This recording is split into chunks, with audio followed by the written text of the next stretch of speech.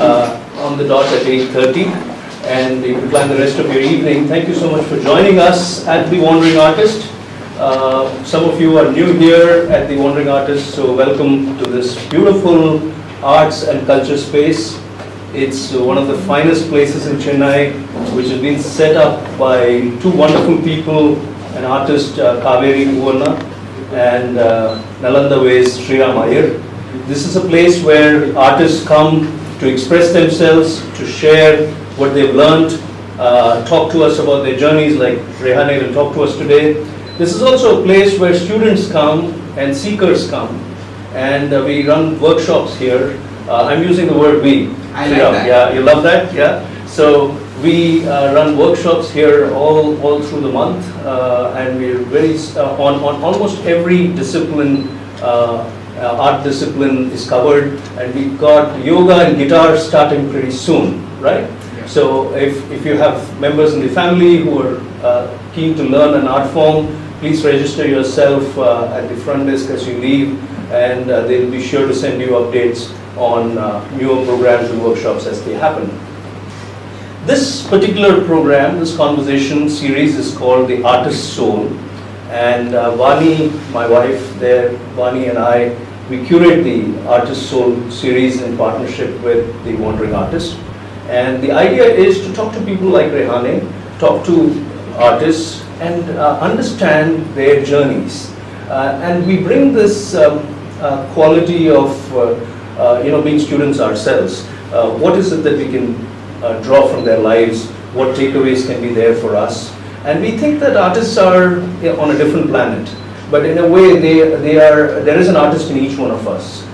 The artist sitting next to me is expressing herself, and many of us are closet artists in our own way, in our art forms. You know, there might be a great chef somewhere, there might be a great musician somewhere, there might be there is a great insect lover there in Puchi Venkat,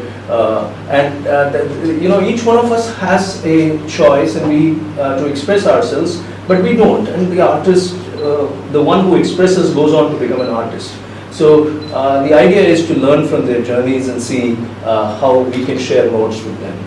Now, why do we do it, Vani and I? And that's an interesting story by itself. We are going through a very, very challenging phase in our life. For the past decade, we've been bankrupt and without money. And when you're put in a situation, in a spot in life, and life deals with all of us very uniquely in our own ways, we deal with our challenges, you end up questioning what's the larger purpose? What's the idea behind life itself? And when we asked ourselves this question, we realized that we had, through this cathartic phase, learned to be non-worrying, learned to be non-frustrated when our efforts to put the business back on track failed. We have learned to be non-frustrated, and we stopped asking this question saying why or why me. So we learned to be non-suffering. So we learned to be non-worrying, non-frustrated, and non-suffering, and therefore we found that it is possible to be happy despite your circumstances. And that became a raison d'etre for us, our life's purpose, if you can call it. So we are here through not just the Artist's Soul series, but through 4 other programs that we run across Chennai. We are inspiring happiness. That's why we curate these programs, just to share learnings from not only our journey, but the journey of many people.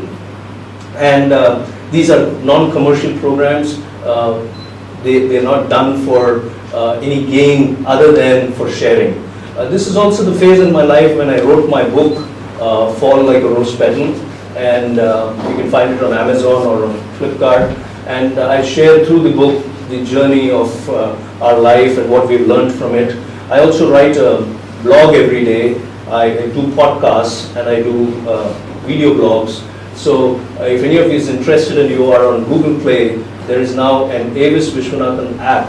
So if you download the app, you can get my podcasts, my blogs, and my blogs served to you directly to your phone.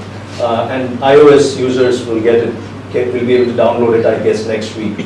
So the idea through the entire efforts that we are making is to hopefully help people pause and reflect, and look at what matters more in life and hopefully make a better world. That's the idea.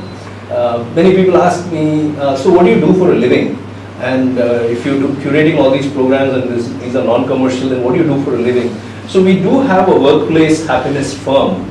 And I was asked this question particularly last time, when we finished. They said, you never talked about what you do for a living. So you're an author, you're a speaker, all that is fine, but what do you do for a living? And the answer is that we run a firm, a workplace happiness firm.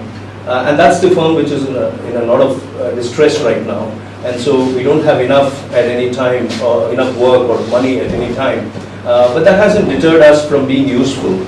And I personally have great joy in talking to my guests and through their conversations, sharing what I have learned from life, and through the questions that get asked to the guests and to me, learning from the audiences we work with. So that's the background to why we do the Artist Soul series, and that brings me to today's conversation. Thank you, Rehane, for joining us. Thank you for being here. You'll have to turn on the mic and hold it, because for the recording we need it, even if for the room we don't need it.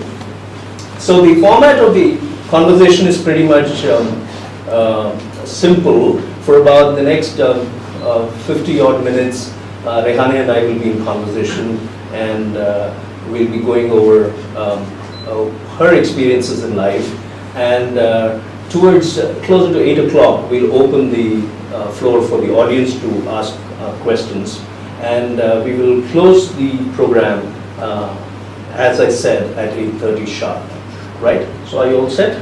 I'm always ready, all ready. I have to. Already. She is an absolutely spontaneous person, and you're going to find this conversation very, very interesting. Even she doesn't know exactly what I'm going to ask her, and I have a few thoughts which I share with her. All my deep dark secrets. We're going to go with the flow, both of us. Absolutely. Right? Yeah. So I think many of us know Rehane, but I'll still introduce Rehane the way I see her, the way I understand her. And so I'm not going to do a conventional bio data reading out to introduce Rehane. This morning I sat at my desk and I asked myself, so there's this conversation with Rehane coming up, and how are we going to go about it? And the line that caught my attention in my mind was this line that Meryl Streep used to, in the Golden Globes award ceremony in January this year. And she actually borrowed the line from another great actor, Carrie Fisher, which said, take your broken heart and make it into art. And I felt that there is a great relevance between that line and Rehane's own journey. She's an amazingly stoic person. First of all, let me tell you that. It's very good to meet people who have the inner strength. And those of you who don't know a bit of the background might be useful here. Those who don't know Rehane's, story, she was born in Paris, and when she was in her early teens, her parents separated, and she moved to Rome. She went on to graduate from the European Institute of Design and Calligraphs in fashion and photography. And around that time when she graduated and she was beginning to start off her career, there was a setback.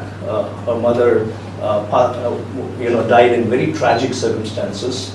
It was an extremely famous story in Indian media when it happened. And the family was totally shocked, obviously.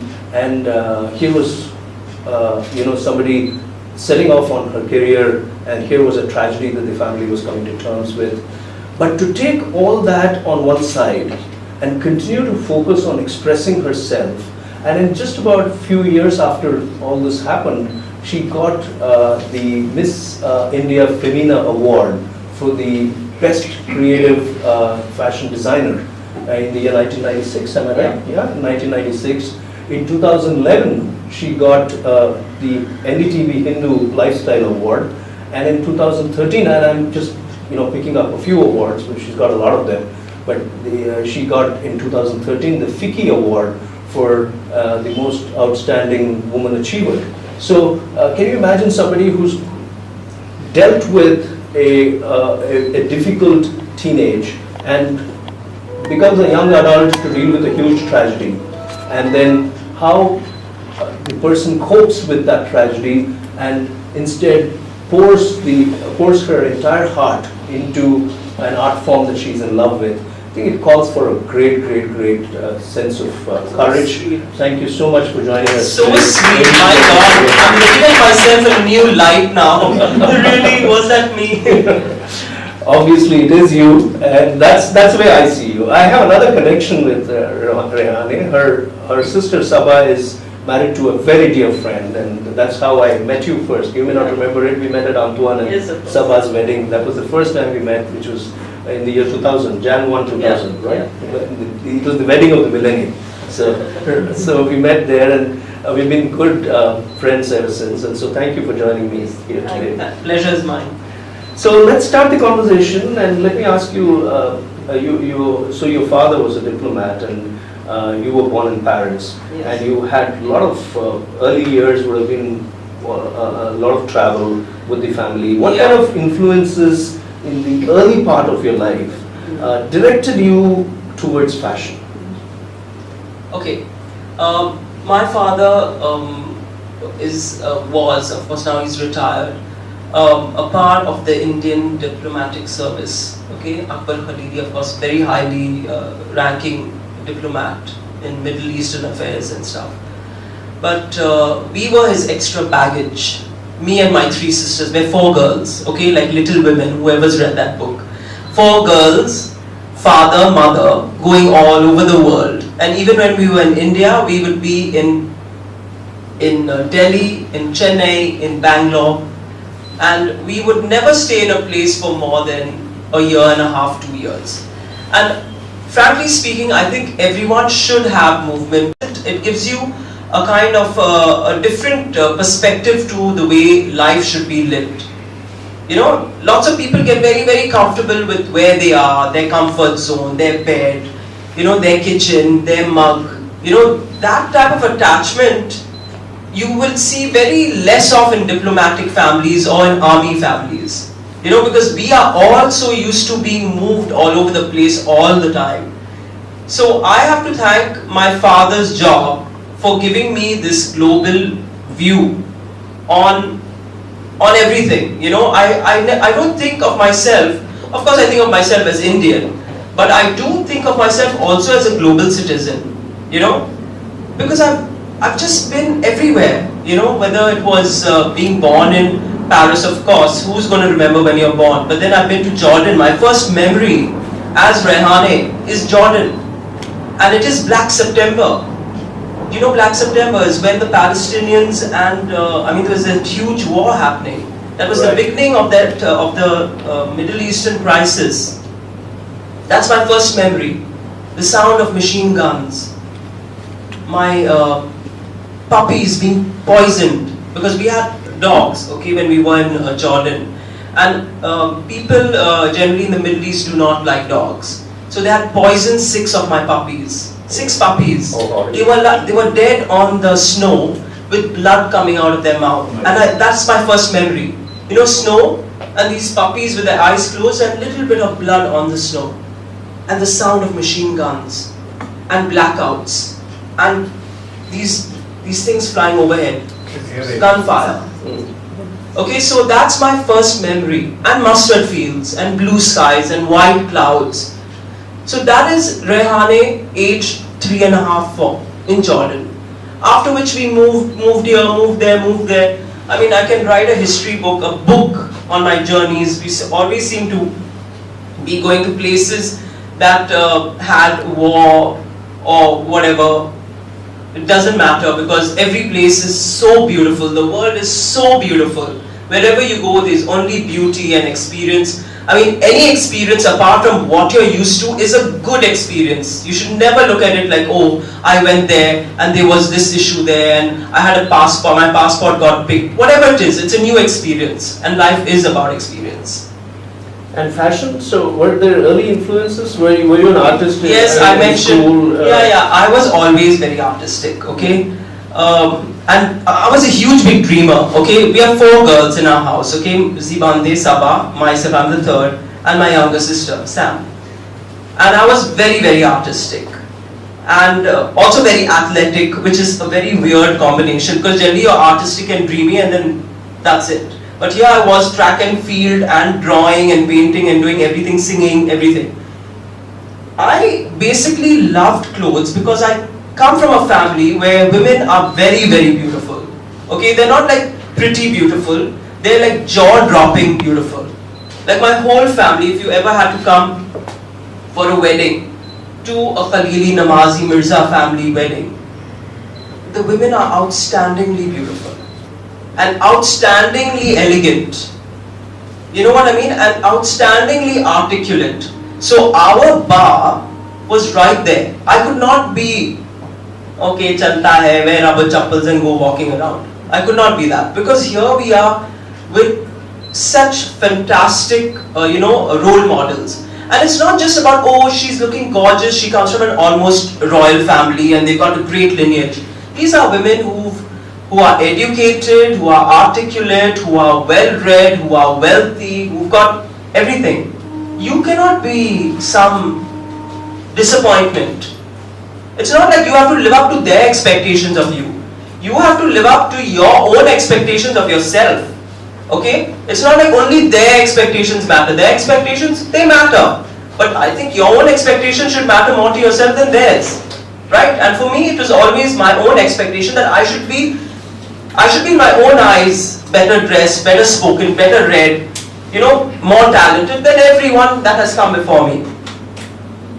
But having said that, fashion, basically being the third daughter, okay, in those days, we had this beautiful tradition in all the old families to hand me down clothes. I don't know how many of you in my generation have worn your cousin's clothes or your sister's clothes. I don't know how many of you have, okay, but I was girl number 3, okay. So what do you think happened? The 2 older sisters' old clothes would come to me, one in blue, one in pink.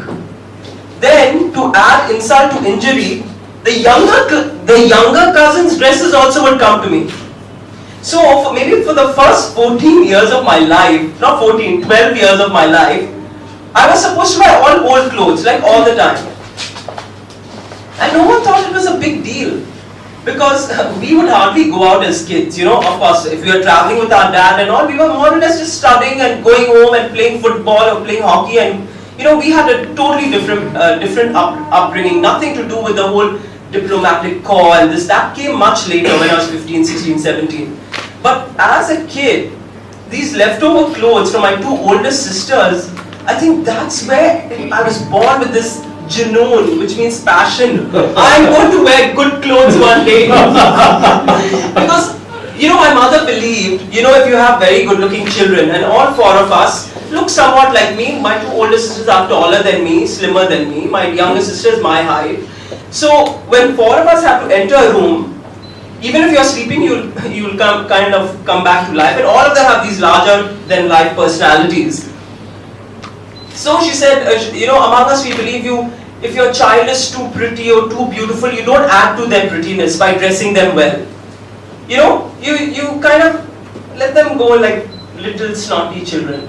Let people not really look at them, then only they'll grow well, So maybe that's what my mother's mindset was. She'll even cut our hair in the house. And believe you me, we are from a very, very good family, okay? I don't want to say which family, etc., but from a very good Persian origin Indian family, okay? And anyone in Karnataka would know us. There's a road in Jaipur that's named after my great-grandfather. It's not some average family. This is a good family. Grandfather was knighted by the Queen of England, etc. So we've kind of been there, done that, as a family. But having said that, it was a very different, all these old families, they're not how the new families are today, who have money and who have wealth. They wouldn't ever spend money the way people spend it today. Very conservative with the way they spend. I think people in Chennai will understand what I'm talking about. Just because you have money doesn't mean you go and buy the latest car or this or that. Everything was there. It was there for you only. What's the hurry? You don't have to go and buy that big piece of jewelry. So So the thing is, fashion for me was this to know that one day I'm going to design clothes and maybe wear good clothes. That's the most interesting explanation. I never thought this was. But listen. What spurred you? As soon as we started growing up and started really looking beautiful, and my mother realized that these are really charming girls, then she was like, now I can start giving them whatever they want. So it wasn't like this, only while we were like 9, 10, till 11, right. It was like this, okay? But after that, I mean, once you start growing up, you yourself make demands on your mother, father, whoever, you want this new dress, and no one said no. Till you're 10, 11, where do you have the mouth to ask for anything? At least in those days, you would never ask. If they gave, they gave. If they didn't give, that's fine, doesn't matter, you deal with it. That's a fantastic story. Thank you for sharing that. I pick up a very interesting learning here from the first statement she made.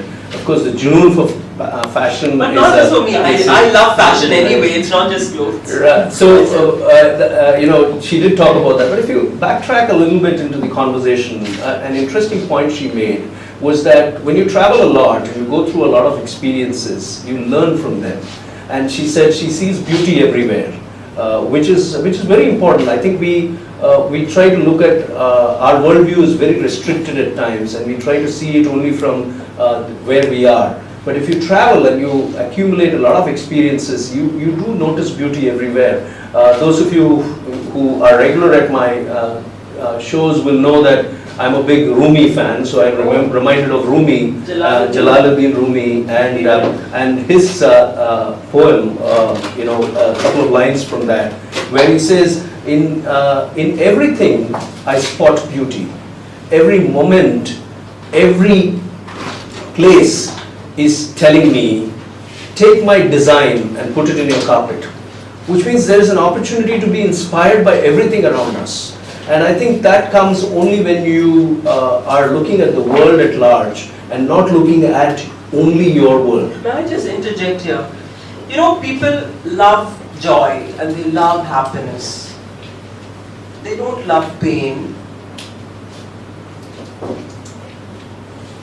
Joy, happiness is a sensation, okay? It lasts for some time. Pain, sadness, sorrow is also a sensation. It lasts for some time.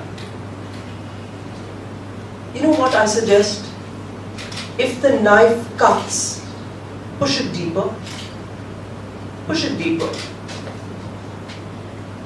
Till the blood flows freely. Don't be scared of pain.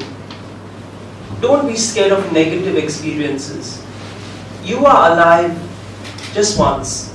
This once. Now, just all of us here together. What I say is, however painful an experience is, welcome it, embrace it, okay? Very hard to do. But once you become one with your pain, it's not pain anymore, it's you. May I put a context to this point that you're making, yeah. and have you talk about it from the context of your own experience? What you're making is a very, very relevant and powerful point. Did you feel that you learned this from your own experience? For example, when you moved to Rome with your father, when your father and mother separate, yeah. and you move as that young teenager to Rome. Yeah. Did you learn to deal with pain? Wasn't there pain, and was this one of the ways in which you learned it, or did you struggle with it initially till you came to this understanding? But see, the thing is, for a kid, I mean, I won't say I was a kid, I was like 15 years old. Is 15 a kid? No clue. Anyway, I was 14, 15, parents got separated. And I kind of made the decision that I'd go with my father. Even though we hadn't lived with him, because he was posted in Iran at that time. And as you know, Iran at that time had Khomeini, who had just come in. I hope all of you know a little bit of Middle Eastern history. Okay, Khomeini overthrew the Shah and was in Iran. It was an Islamic revolution. And my father was posted to Iran. It was not a place for anyone to go with for growing children. There was no schools. Right. So he was posted in Iran and he was living in Iran at that time. And we all were in Bangalore, and anyway this whole thing happened, the rift happened, and I moved to Rome. You know what? I've never rejected pain. I've never rejected pain. Is that a natural response? It's natural. Okay. You're gifted, you're blessed. No, I don't know whether I'm blessed or cursed, but I've never rejected it. Like I said, if the knife, what do you do with it? Push it deeper. Push it deeper. Let's see. Let's see where it ends. There's nothing to be scared about. We are here in this temporary vortex of life. What are you going to be scared about? How much can it hurt you? Can it hurt you to the point you're dead? I don't think so. And even after that, once you're dead, you're dead. You don't know anything in it. Enjoy it. It's pain, right? It is a sensation.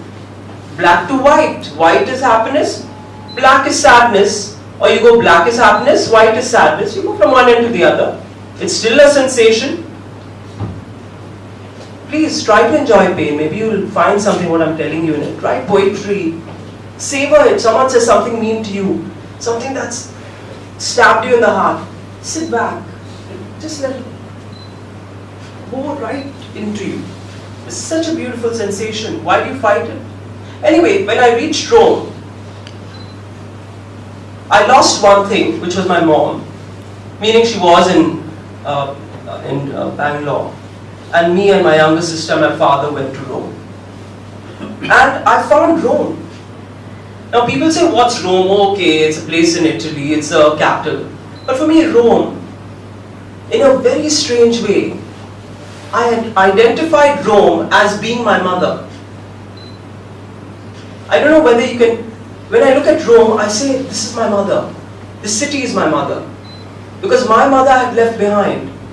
And so when I reached Rome, I remember it was January and it was very cold. And I turned, I think, 16 in Rome.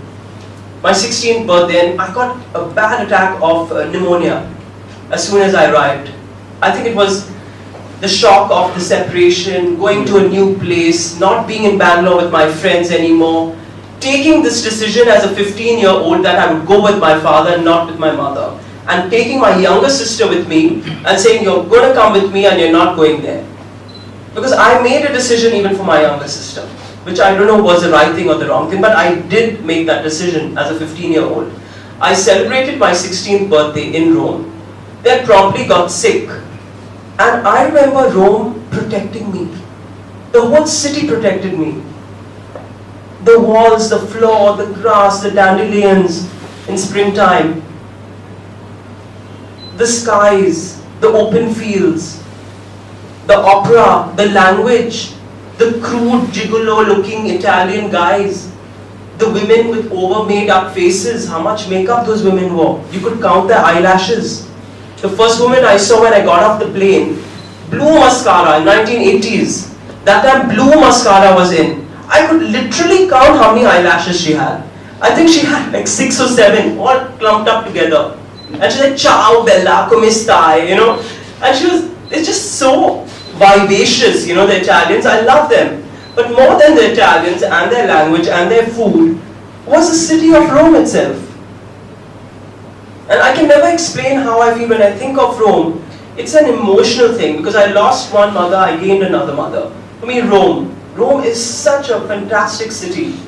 And don't go to Rome like a tourist, okay? And believe you me, the Italians are not paying me to kind of push Rome as a tourist destination, but that city means so much to me. And I used to walk across a lot of it to go to college and, you know, stuff like that. I'll come to your college question. I have a question on the European Institute of Design, where you did your fashion and photography from. But there's a very relevant point she's making. Rome is a metaphor. In her story, she is a mother. But for us, it's a metaphor. Now, when we are experiencing a kind of a challenge, or when we are going through a catharsis, then oftentimes we tend to embrace or we find that we are embraced by another situation, by another context, and that metaphor is Rome, and there is a Rome in all our lives.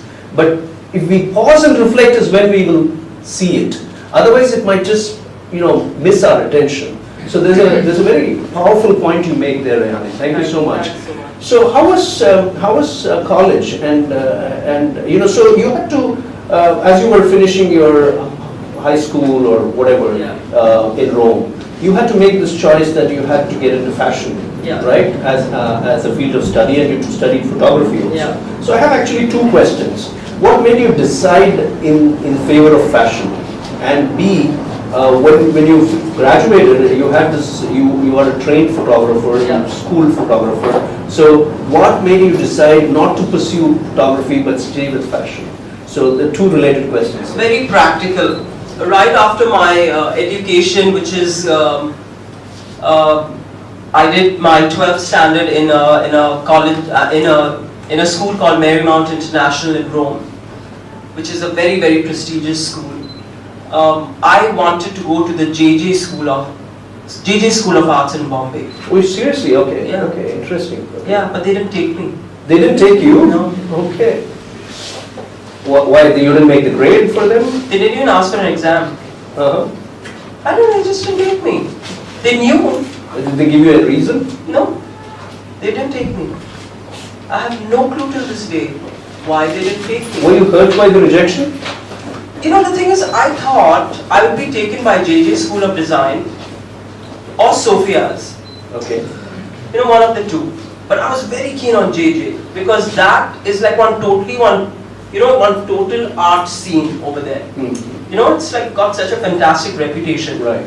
And it just, I don't understand because I remember going there with my dad and they said something like something to do with, I still don't understand for the love of God why I didn't get into JJ School of Arts. And I was like, what the hell? Because I wanted to learn illustration and because I'm very good with my, with the pencil, I can sketch on a wall. I have no problem, I can sketch anything. So after that, my father was like, okay, Sophia's. But that was not my first choice to come back to India. In any case, I said, okay, fine, let's go back. I feel so bad for kids that are just out of school and they're looking for something that kind of mentally turns them on. And it's so difficult for them to get into any course of their choice. And here I didn't even want to be an engineer or a doctor. I wanted to be an artist. And I couldn't get into a place like JJ School of Art.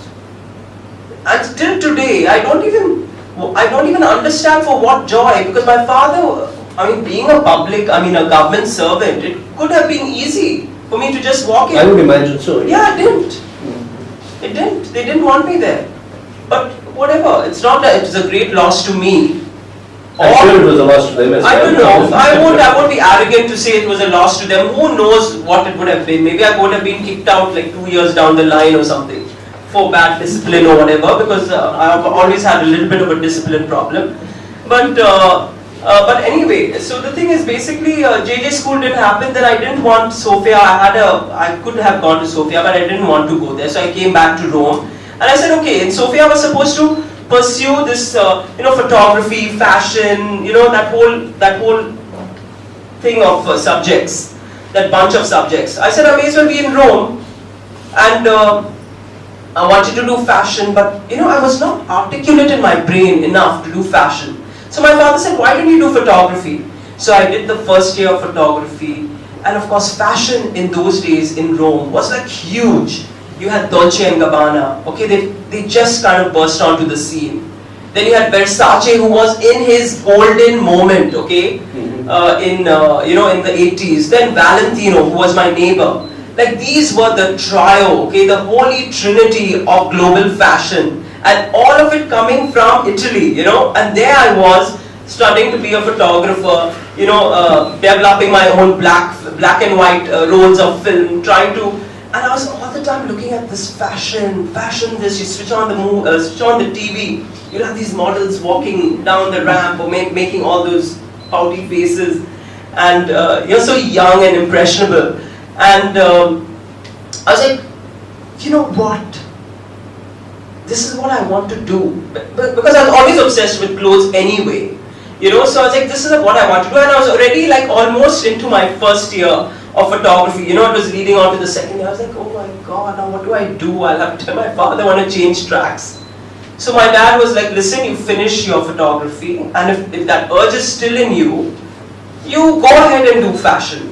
But of course that urge was very much in me, and I was like, I tell you, being in Italy and studying any of the arts just goes hand in hand. Whether you are in France or Italy or maybe England to a certain extent, I don't know. But I feel any of the European countries, even Spain, you see the whole place is so conducive to any of the arts. Whether you're studying to be an illustrator, photographer, a musician, or a fashion designer, you have to live in that ambience for you to understand what a big deal art is to people in those countries. Here we have our December to January music and everything. And then after that, level of competence, their level of technical brilliance in the way they constructed their clothes. I've never seen people make clothes like that. So anyway, from photography I started like... So you had to add a credit? You had to take credits in fashion?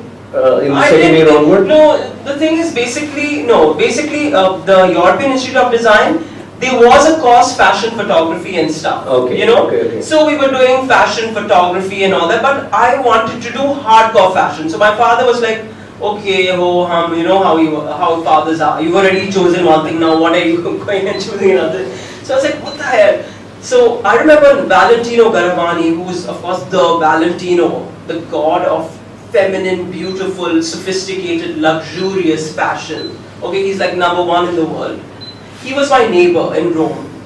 And I said, what the hell, I have to be a fashion designer. I can't, I love photography, it's my life, but I have to be a fashion designer. So I remember doing these 4 sketches and, putting it in the letterbox of Mr. Valentino, and I said, here goes nothing, okay, just post it. I just have to get it off my chest. I love fashion. And you won't believe it, his secretary called me back. Within the next few days, his secretary called me back. And I was in a state of shock. I was like, where is Valentino? He's like the god of fashion, literally. And she called me back, and she called me to his office, which is near the Piazza Spagna, the Spanish Steps. And she was like, listen, you have so much talent, you cannot throw it away. Please join the Parsons School of Design. Valentino has just opened the Parsons School of Design in Florence. You must do this, blah, blah, blah. So I went running to my father. Even Valentino wants me to become a fashion designer. You have to let me be a fashion designer. So he said, okay, how long is the course in Parsons? So I said, it's like 3.5 years. He was like, listen, you've already almost completed your second year in photography. And my father had like 1 year left to be in Rome. He said, I can't leave you here for 3 years on your own. So I said, okay, it doesn't matter, but let me learn something to do with fashion. So I went to another school called Caligaris, and I went and learned cutting and sewing and all the rest of that with a seamstress. Because that's where you really learn how to really cut and sew and the finishing and technicalities. So I went there and I learned. So that was my transition from photography to... What a fantastic Sorry, story. it's a very boring No, story. of course not. I want, in fact, especially for the young people in the audience, I want to, there's young Aditya there, there's Sandhya here, there's Anshul there, I think for all the young people... There's Aishwarya there. So I think there is a very important takeaway here. The Tamil is powerful இருக்கும். எனக்கு வரது தோணுறது எனக்கு தமிழ்ல தான் வருது. So அந்த தாகம் இருக்கணும். You must have a thirst.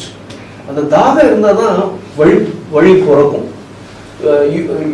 She found her own path, dropping sketches in the mailbox of Valentino, convincing her father, going back to her father, having those powerful conversations, convincing him that no, let me do this also. And then going to Madame Hidetti, right? Yeah, in some place she was. I used to travel and go and walk back. For the thirst of learning and wanting to immerse herself in that art form. And I think many of us today, this is not any reflection on any single person, but I think all of us today, because of the way technology has empowered our lives, want instant gratification. And you want to reach someone, so it's possible to reach them on a WhatsApp message like in a nano like that. Things don't happen in life, all of them don't happen in a nano like that. And you've got to invest your thirst in the right direction. Then the way will always be born. That's what I'm picking up from your story. Yeah. Then you went away to Australia, right? And you did a complete shift in continents. Yeah, because the thing is, basically what happened was I finished my course with Ineti, I finished my course with Caligaris, came first in university. And then the thing is, basically I didn't feel, but my father, not coming from a traditional family where there's a mom and there's a dad and there's a mom to always argue your case. There's no one to argue my case, so I had to argue my case myself. So basically what happened was, my father's like, listen, I'm going to Australia, if you want to get a job in India, that's fine, or come with me, maybe there'll be opportunities for you in Australia. So I went there, and on the way to Australia, I met my husband, Yavar. That's how you met? Yeah. You met on the plane? No, I met because my grandmother used to live in Chennai. My father's mother used to live in Chennai. Okay. No more, of course, she's deceased. Okay. But she used to live in Chennai, and that's where, I kind of met up with Yavar. And then I went to Australia, and then before I could even unpack my suitcases, he proposed to me. Okay. And before I could even say yes, no, maybe, he kept on bombarding me with phone calls. I wish he was here. We could have had put so much pressure on me that I couldn't say no. So I had to say yes. So I was like a 21, 22-year-old human being who got married. But talk about Australia, and you learned from Maggie Shepherd there. Did you have to invent ways there also to learn? No, I lasted exactly 2 days, so don't give us so much bhav. Oh. Okay, I went there, I saw what her clothes were like, and I was like, oh really? Is this fashion in Australia? Tuba, please don't put that on record, but it was just like so different to what I thought fashion was. Okay. You know what I mean? Here I'm coming from a place which is like Dolce & Gabbana and all these big boys. Then I go to Australia and I see nice clothes, nice prints, and I was like, what the hell am I doing here, man? I'm overqualified for this job. I don't think anyone has lasted for half a day at their job. That's like a record. I walked in and they said, this is your cabin, or this is your place, you can sit here. So I sat there and I just looked at some of the fabrics and all that stuff, and I was like, dude, it's not happening. There's no way I'm going to design with fabric that looks like this. And I just got up and I left, and I told my dad, I was like, listen, I may as well get married. You also did dabble in film production or Yeah, that was in Italy. I tell you, the good thing about living abroad is that you have to earn your own pocket money, at least for some time. So you get opportunities, etc., etc. So I also had an afternoon job working in a place called Chini Chitta. Chini Chitta is a... Can we put mobile phones on silent mode, please? Yes. Yeah. So no, it doesn't bother me at all. So basically, I worked in a place called Chini Chitta, which is like the Kodambakkam of Rome. Okay. I'm sure they'll all be like turning in their graves, all the Chini Chitta people, but the Kodambakkam of Chennai, and that is a Chini Chitta of Rome. Okay. So all the movies, the ads, everything used to be filmed in Chini Chitta. And I remember one of my friends saying, listen, I'm going for the auditions for Godfather 3, why don't you come along? I was like, who's going to choose me? Forget it, I'm not interested. So I went and I got the part, one extra part, and it was such a great experience. I can't tell you, Francis Ford Coppola, Andy Garcia, the whole crew, Al Pacino, my God. It's like, I was like, I would have been about 17 or 18. And they made me look so ugly because they didn't want the competition to the other actresses there. I don't know what they did to my face. They put so much gel in my hair and moved the hair all like this at the back, and they gave me these dowdy clothes. And I was like, what the hell, you're making me look ugly? But I said, forget it, as a kid you're just like, it's just fun. Even if they didn't pay me, I would have done it. It was such fun to be a part of this whole thing. And I remember it was a banquet scene, and the banquet, it was shot for like 3.5 days, the banquet scene. And the banquet, they didn't take the food and change it. And so by the end of the second day, everything was smelling so bad. And we all used to be like, they're like, okay, now come on, action. All of you stand and toast, come on, toast. Everyone has to toast with their glasses of wine, not real wine, there's some rubbish inside. Wine. Salute, salute, it was such fun. We had such a blast. And But that didn't encourage you to try the arts, you know what? to be an actor. I have a feeling that if I just was a little easier, that would have been an avenue. Because the amount of offers I got, like Andy Garcia himself said, "Hi, I'm Andy Garcia. What's your name?" And I didn't know who he was. I'm looking at him like, "Hi, I'm Rehane." You know? And I had no clue. I was like so thick in the head. Can you imagine Rehane, the photographer, Rehane, the actor? No way. I'm sure she would have done very well. Listen, let Merit Street be happy. Let her be happy, you know? So let's come to Chennai. So you were the 21-something human being who said yes to Yawar. Yes. And is that what brought you to Chennai? No.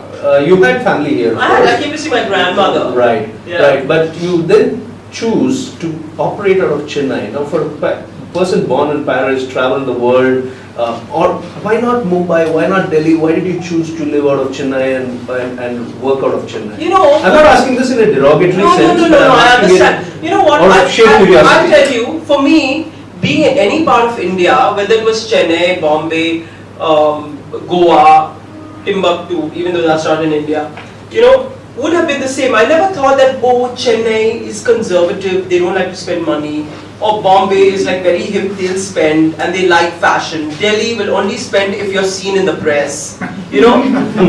I never even thought that this was the difference among cities in the country, because I had been out for such a long time. I had no clue this is the way the country worked. I thought if you're a city, you're a city. And if you're buying public in a city, you're buying public in a city. And if you don't like to spend, you don't like to spend. I thought all the spenders will be like all over, and all the non-spenders will be all over. How did I know that there was, and actually is there's a huge difference in the way each city is. I had no clue. And they say, you know, it's ignorance is bliss. I did not think that why am I not going to Bombay? Why am I not going to Delhi? It didn't even bother me. I thought Bombay, Delhi, Chennai, Bangalore, Calcutta, one of the metros. That's a very powerful perspective. Very powerful. I never thought that, you know, you're supposed to be like this and you're going to make more money in this city or that city. It didn't even strike me. I thought anywhere I am, I'm going to make it. Because I had full faith in myself. I did not care about whether this city was like this or that city was like that, or those people bought or those people didn't spend. It didn't bother me. I knew what I was and I know what I can do, and I went with it gung-ho, and by God's grace everything is fine. I don't regret any decision. The word faith itself lends itself to many interpretations, but the way I have learned it now in life at my age now is that fundamentally have faith in your creation. If you've been created, you will be looked after, provided, cared for. And if you bring that faith into your work, then any place is a temple. Any place is a blessing. You don't have to necessarily... It absolutely doesn't matter for you to say, oh, Chennai, no one likes my clothes and all. Then go sell it on the internet, no? What's your problem? Or send it to Bombay, or send it to Delhi, or send it to wherever you want. You can't complain. If you are not able to sell your product, that means you've not found the market to sell your product, which means you need to maybe work a bit harder to find those people who like to wear your clothes. You know, because there is a market for everything, believe it or not. There's a market even for hair that you cut and you throw. Absolutely. And for nails that you cut and you junk. There's a market for everything. What do you mean there's no market for what you have to offer? Of course there is. Go find them. Absolutely. I'm going to come back to the fashion question and the label Rehane very quickly, but around this time, just so that we're covering it in a chronological way, around the time that you got married and you moved to Chennai, your mother's tragedy happened. Now, how did you use your art at that time to keep your keep yourself together, hold yourself together. Was art very useful? And you have very strong views on, the right views, I would say, on dealing with pain. So again, it could have been, after the phase that you went through as a teenager, this came on very quickly at the time when you're starting off your career. Yeah. So how did you hold yourself together? I just had my first child. Oh, okay. Yeah. Okay. I was very young. I was like 21 when I got married. So I just had my first child, and we got this news about my mom and stuff like that. The thing is, I hadn't met her for so long. I hadn't met her for so long. So it was like someone who was not there, really not being there. Okay. Did it make it easier? How does anything become easier? Nothing becomes easier. You just deal with stuff. You don't think of the mechanisms of dealing with stuff. You deal with it. You just deal with this thing, and I'm going to be strong and all. Be weak, yeah. You're going to be weak. You're going to fall into pieces. You're going to go through depression. What are you going to do? Try to kill yourself? What are you planning to do? Go through it. Be a lover of pain. Why are you scared? A person who is not there is not there. Nothing to feel happy about. You want to cry? Cry. You also have to go one day, big deal. But very sad. Sad, wasted life. Because life is the gift, no, over here. Life is the gift. Joy is not the gift. Wealth is not the gift. Life itself is the life is the gift. When I look at pain, and I look at all my disappointments and some wrong decisions, some right decisions, some happiness, I look and I say, God, all these sensations. You're alive. You're feeling stuff. You're alive. After everything is over and done, it's done. Enjoy it. Enjoy whatever you have. So the thing is, as far as a person not being there was not there finally, of course it hurt. Motherless, it's okay. Used to it. I think there's a very, I don't want to even add anything to what she's saying, but what I personally can relate to thoroughly is the fact that when the ball is thrown at you, you are going to respond with a reflex reaction. You're not going to analyze the mechanism. And I think many of the times we miss the beauty of that experience, trying to analyze or reason the mechanism. I think that's what I'm picking up. Very powerful, Rehane. It's just beautiful. I've got a small little thing, anything in the world. Losing the instinct. A human being has evolved not because of anything, mainly because of instinct. And as we evolve more and more, I feel we're losing this gift which God has given us, which is known as instinct. I'll just read you one small passage. When the great way, the path, is forgotten, philanthropy and morality appear. Do you understand what I'm saying? Philanthropy and morality. I'm so good, you're so good, we're all so good, we're doing charity work, we give poor people food, all that appears. When the great way is forgotten, philanthropy and morality appear. Intelligent strategies are produced and great hypocrisies emerge. Are you guys following what I'm saying? Yeah, please go ahead. Okay, intelligent strategies are produced. Stephen, I'm going to ask you question and answers at the end of this. Okay? You see, everyone's losing their instinct. So now great strategies, great morality. Everyone's doing things. Oh my God, we are evolved. We are producing strategies. We are moral, we are philanthropic. Oh my God, how much we've progressed. When the family has no harmony, piety and devotion appear. Okay? Sitting and saying your prayers full time.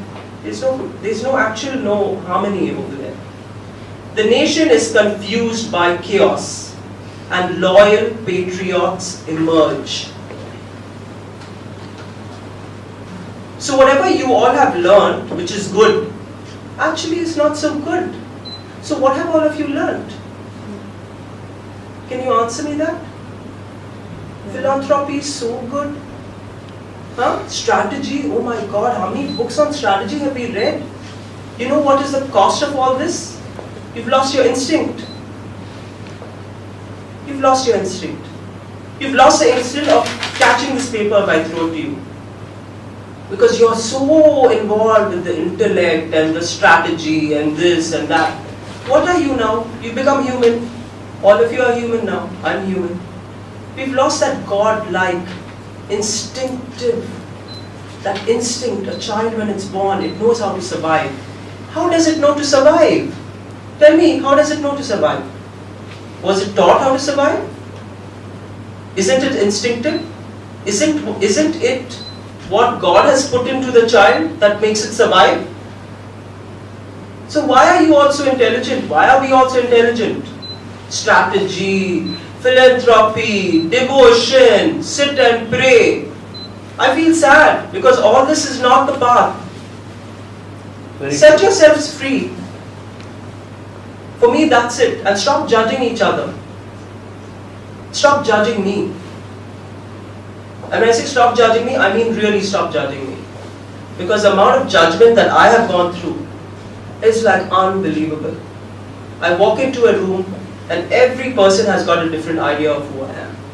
It's not fair. You can't do that to a 21-year-old girl who comes to your city. You can't do that. That's not right. You can't do that. I can have blonde hair, who gives? You cannot judge. Please stop judging each other and hurting each other by judging each other.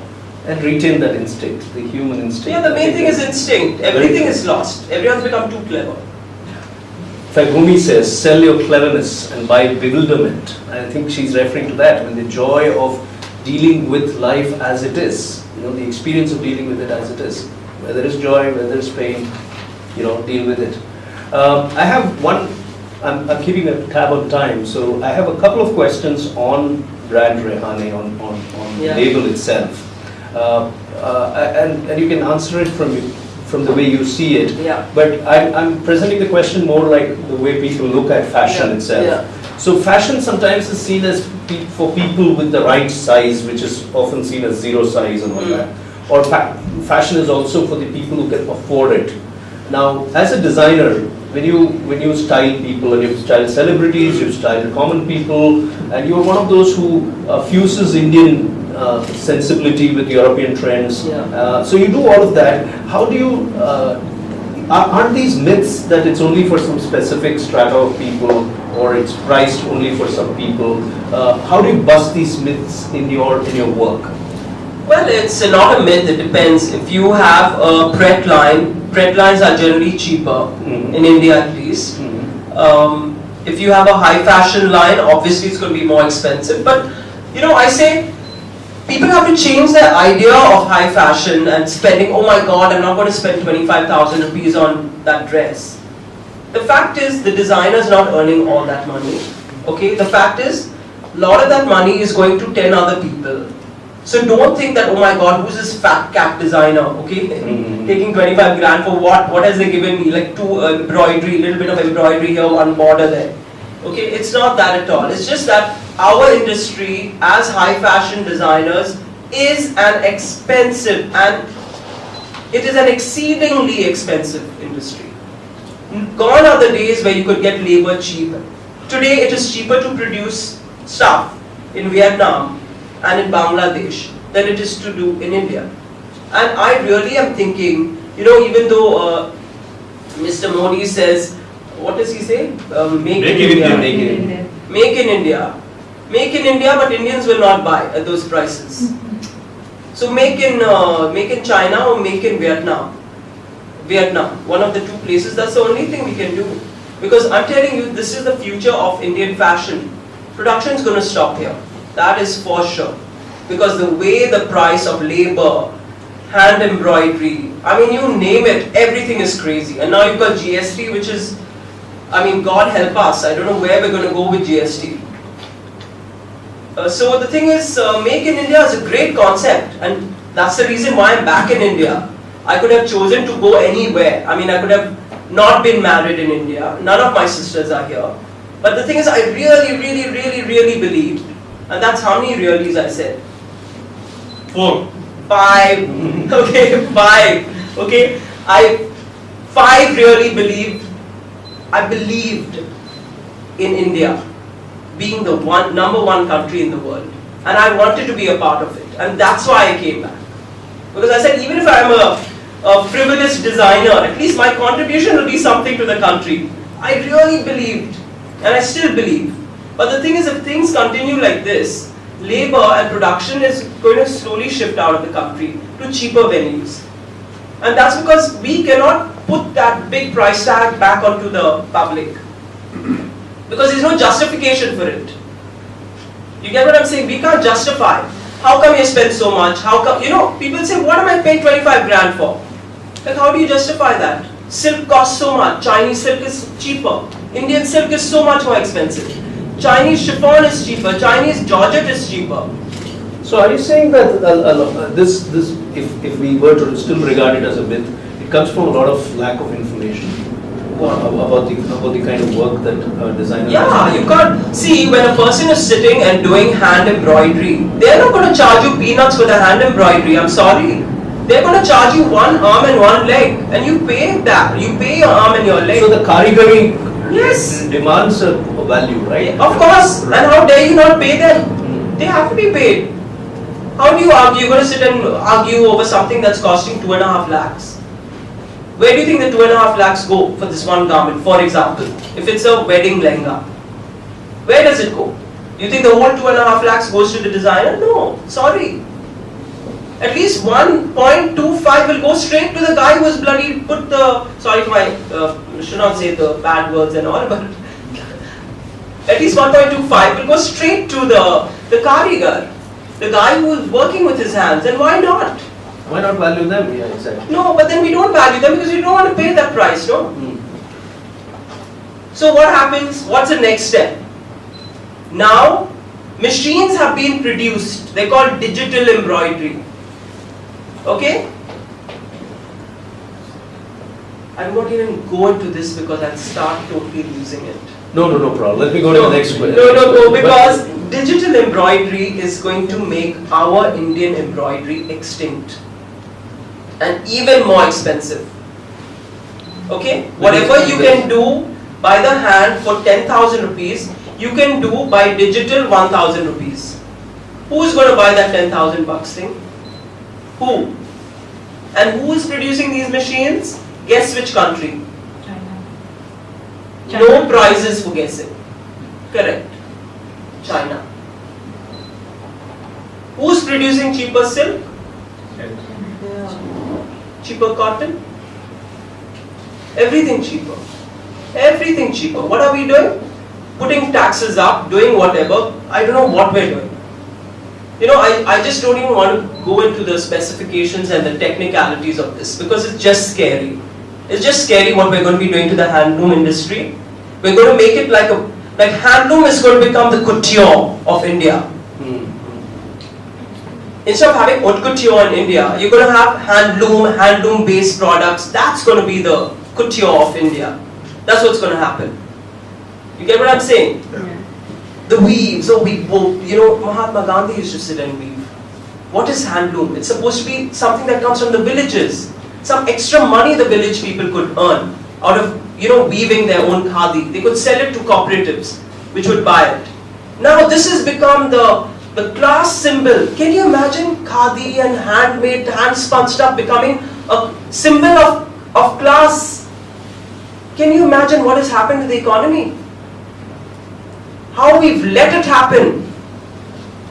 I'm not blaming anyone, but I'm saying, how did this happen from independence time, where khadi and hand-spun and handloom was supposed to be one of the cheapest things and one of the things that was accessible to everyone. You could sit in your house and do khadi. Why is it today that people charge any amount for it?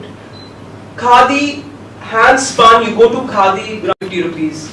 275 rupees, 300 rupees a meter. Okay? Is that expensive or cheap? Very. It's expensive if you can pick up fabric from an export surplus place for 60 rupees. Cotton. Do you understand what I'm saying? Khadi is the soul of India. Khadi, handspun, all these things. This is our soul. Why are we selling it at these prices? You know what I mean? It is really bad. I mean, people need to have some food for thought, what I'm saying here. You cannot sell something which is the soul of the country for so expensive and make it like a high fashion product where only the super rich can buy shwetambaris and pitambaris and uppadas which are woven in cotton with gold and silver thread. What is this? What are we talking about here? And then the mass, who's making all the money? All the nasty stuff, the computer embroidery, digital embroidery, put more embroidery. I think this is a very powerful. This is like a total different discussion for another day. But it throws light on the industry in a way that at least I have not heard before. So thank you for sharing that. Welcome. But one last question before going to the audience. An artist like a musician, inventing yourself every now and then, how do you do that? Okay, I think the first thing I mentioned about instinct is very relevant to the answer. I'm not a person who plans. How am I going to catch this ball? Okay. What is relevance to me? Can you imagine what relevance to a person like me means? Nothing. It doesn't mean anything to me. I don't care if I'm relevant. I'm relevant to myself and to my God. What is relevance? I don't need anyone. Relevance is needed and sought when you look for relevance in other people's eyes. I look for relevance in my own eyes. I am you, you are me, we are one soul. You all may not see that. I see it. I'm the only person who's relevant to me. Okay, so that body kind of pollutes what is so pure in each of you and in me. I'm not going to look for relevance with anybody in the world, not out of disrespect, but because I think each person should look for relevance only within themselves. And only if they are happy with themselves, I'm sure the whole world will accept them and will be happy with them. Don't be like a potted plant just sitting there. I'm going to get sunlight, I'm going to get rain. No. Spread your wings, fly. Find relevance for yourself. Don't seek approval in other people. It's a very important thing because creativity you have your own idea, but selling that to the world is another thing. So I want your insights about selling that. I think the question is more about you create something, but how do you put a value on it and how do you sell it? There's something called a costing sheet. Okay? You take whatever ingredients you put into a garment, you write the cost down, then you have to say what is the amount I spent on tailoring it, embroidering it. Then now of course you put GST. And then you put, yeah, crazy amounts. And you keep on adding whatever. Then you get some kind of cost of that product. Then you have to put whatever your profit margin is. Then you put it up in the shop. Then of course you'll have all the clients come and say, oh, too expensive, rubbish, I can buy 5 dresses for that. You know what I mean? You go through that? I don't go through that. And even if I've gone But through my what I mean is, do clients really say that? No, but clients have walked into my shop long time ago, not now, like about 12 years ago, 13 years ago. Once there was a collection of mine, the rose collection, okay, full of roses. And I don't know what happened. One day I had gone out for lunch and I came back. The entire collection was sprayed with turmeric. What? Yeah. In my Sham's Garden shop. Someone had come in and sprayed 20 garments with turmeric. Can you imagine? Can you imagine in our Chennai? And I was like in shock. I was like, which moron is going to do this? How can they do this? I couldn't remove the turmeric. You can't remove turmeric. And it was this very romantic pastel pink and mauve and green and roses. You can't do anything with that. I had to junk that whole collection. So anyway, people don't say it's expensive, but they do this sometimes. So your answer to his question really is that you put a value on it after you do the costing, Yeah. and then you Yeah. come to the selling price. And then the thing is, basically, people will guide you. People will guide you. If they feel it's too expensive, you'll see it on their faces. If they don't feel it's too expensive, they'll buy it. You know, but it has to be. You get. No, and but you that's feel- only in Chennai, huh? That's only in Chennai. Oh, at least as a consumer, I feel No, that only in Chennai. all my choices are based on Bombay, New York, Delhi, Moscow, anywhere in the world. They want to see what has Versace done this season, what has Chanel done this season. So you feel that the line is more, the Because brand it- is more powerful. It's not that, it's just that the brand has been producing such good stuff every season, every season. People know that if they go to these shops, they're going to see something good again. Okay. So it's not about a label being suspended in mid-air and having a value. It's about that label clocking in that kind of work over the years, Consistency. producing products that are desirable and consistent and good quality, and that's why people keep returning. Okay, fine, Chanel will definitely have something Okay. this season. They had something fantastic last season, too expensive for us. Maybe this season they'll have something a little less expensive. Let me go and have a look. You know what I mean? So that is what, it's not ulta. You can't just take a brand and throw it on someone. This is what luxury means. No. You have to clock in those 25, 30, 40 years for people to say, this is a good brand. It's not going to come overnight.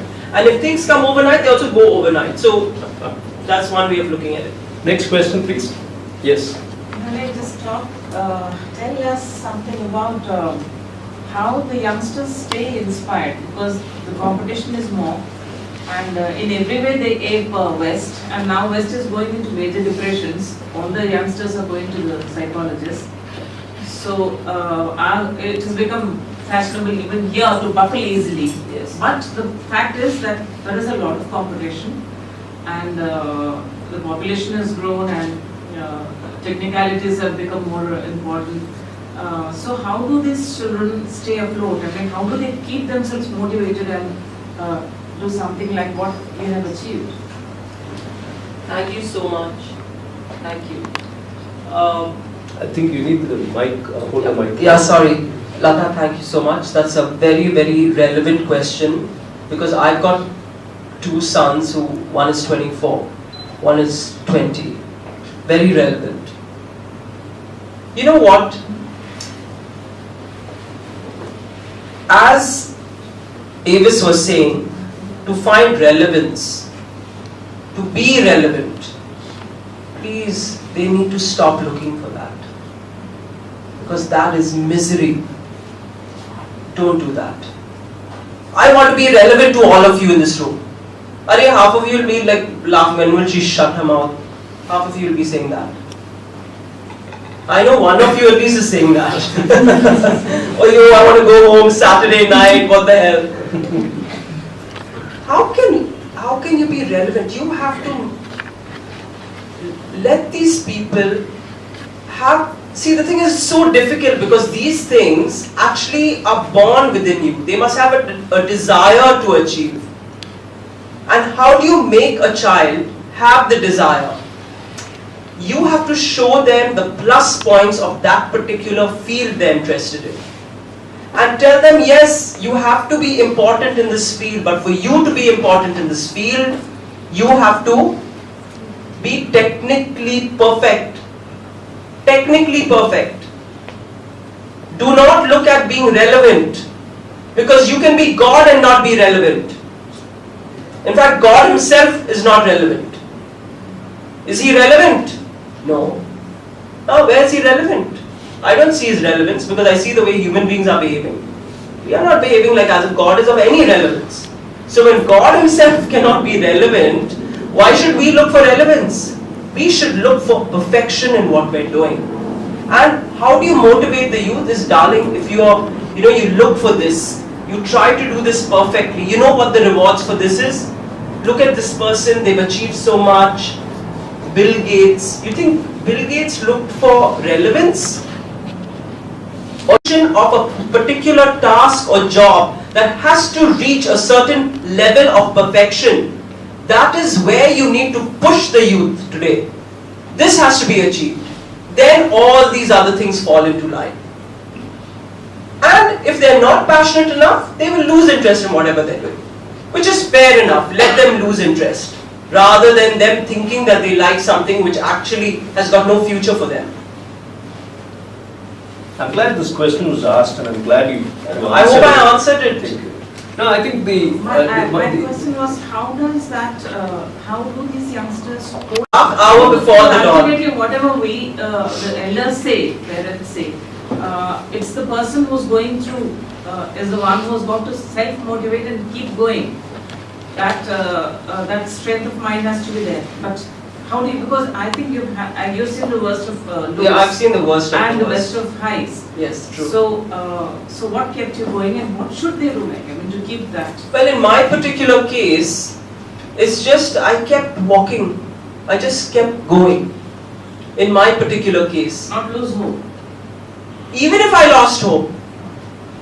Who says I didn't lose hope? Even very recently I lost hope. Like lost hope. It's like when I read the news I lose hope. Where's this world heading? Maybe to you all it doesn't affect you all at all reading the papers. For me it puts me into a big depression. Just looking at where the world is going. Because a person like me believes in a world without borders. Do you understand how depressing it will be for a person like me who believes in a world without borders?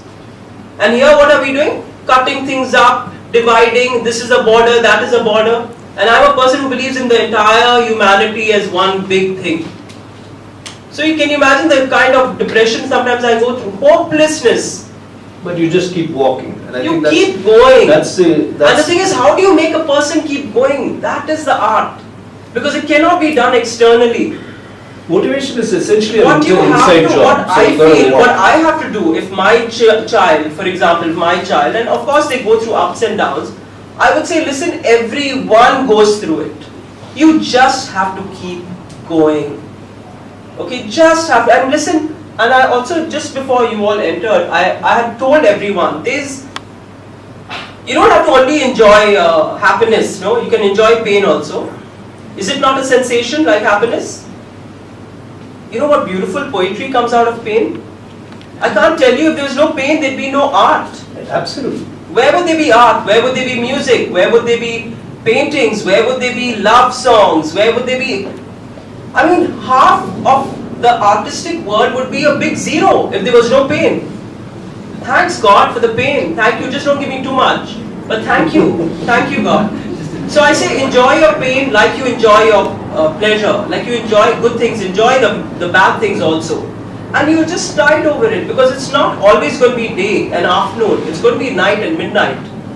What are you going to do? You have to just go with the flow. And that's something youngsters have to understand. The minute they get a little dejected, they're like the whole world falls apart.